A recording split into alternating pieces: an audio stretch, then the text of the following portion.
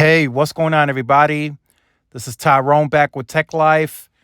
And what you see on screen is the map of where I traveled to. If you guys watched the preview video letting you guys know that I would be taking T-Mobile's coverage a bit to the test, going into a very rural village. And that trip is now completed, so I have that here on screen, the map of the route that I took. And a lot of you probably won't be familiar with this area. Some of you will that are local. But I took US Highway 54 north until a little bit outside of Alamogordo, and then cut east on the US Highway 82 to get to Cloudcroft. And once you head east on that 82, it's very mountainous.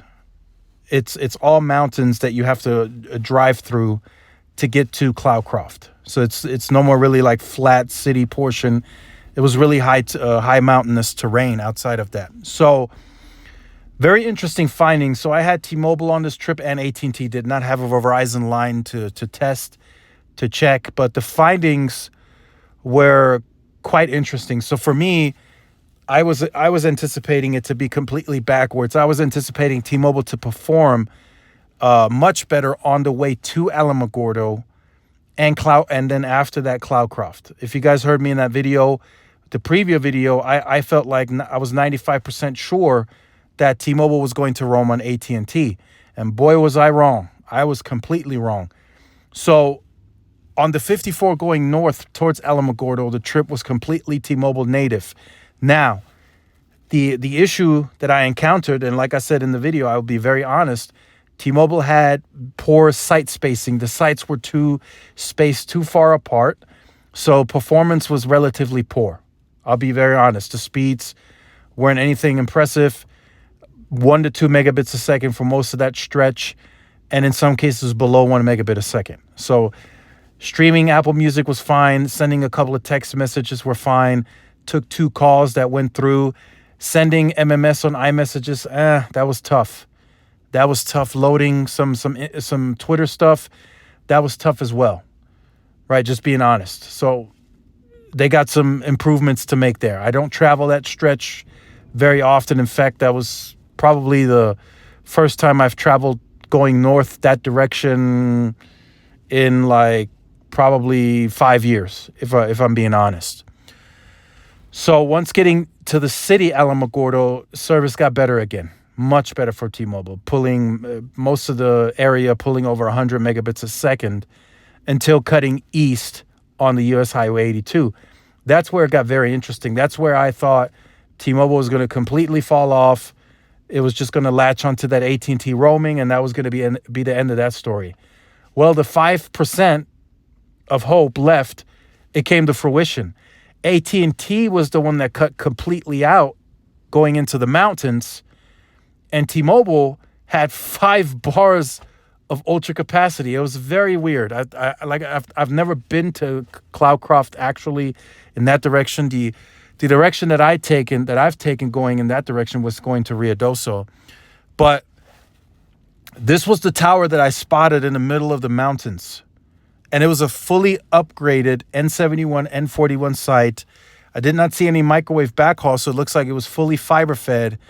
And I pulled close to 400 megabits a second in that area when an AT&T device in the car, or 2 of them, were displaying SOS. It was no service SOS.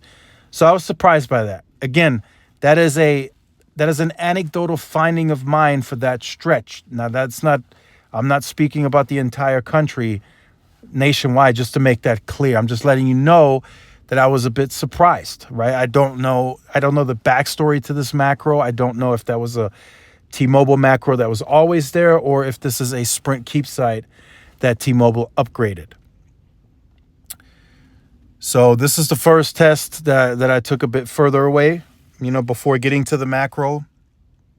153 down, 74 up, and then closer to the macro, or a bit further from the macro on the other side of the macro, started getting ultra wideband, and you can see the speeds 381 down, 16.7 up. So very interesting findings. Now that was to the going through the mountainous terrain. Now again, I got to be honest, T-Mobile wasn't perfect on the entire trip.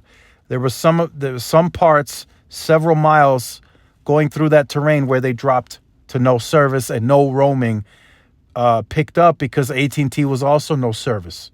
So that was a bit eye-opening in that sense, because of FirstNet, I was kind of anticipating to AT&T to be stronger in those parts, and then of course T-Mobile to be able to piggyback off of that. They just weren't able to. But it did not last too long, because T-Mobile picked up LTE and 5G once again, where AT&T continued to fail.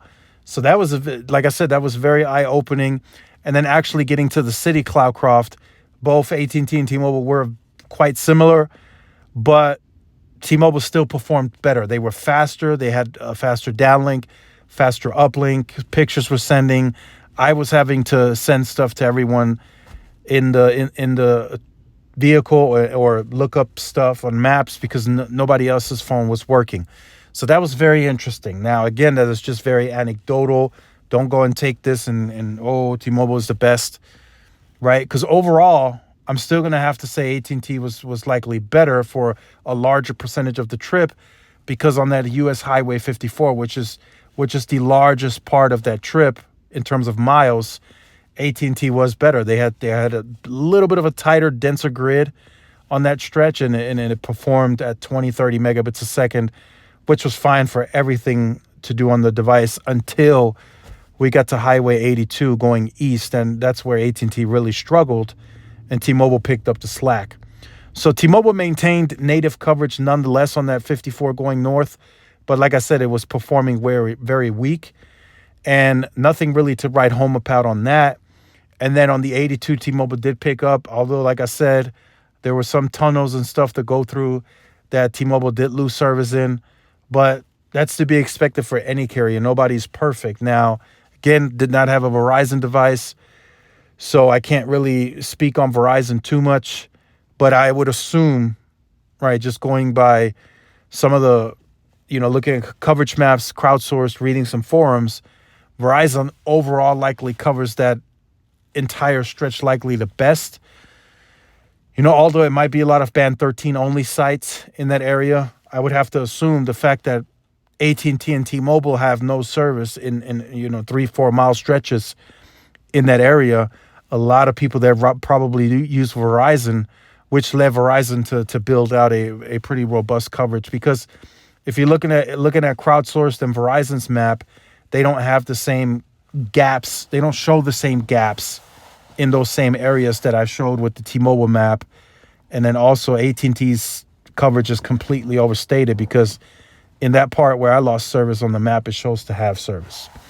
So very interesting findings. Again, I'm just letting you guys know, honestly, it was a bit of a hit and miss for T-Mobile, but they did well. And they had very competitive coverage.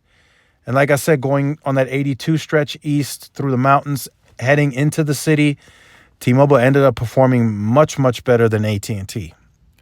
So make sure you guys stay tuned to the channel for more. Like, share, subscribe, follow my social media outlets. This is Tyrone with Tech Life. See y'all in the next one.